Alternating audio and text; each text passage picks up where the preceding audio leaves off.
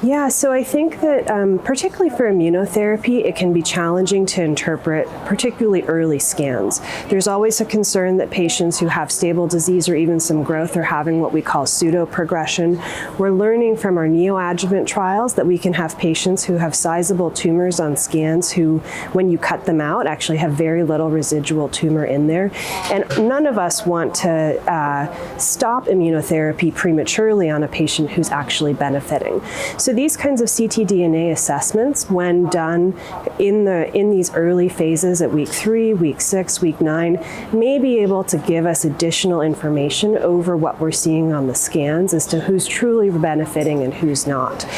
There's also probably a role for this kind of assessment later in treatment when patients have been stable for a long time and are potentially starting to progress.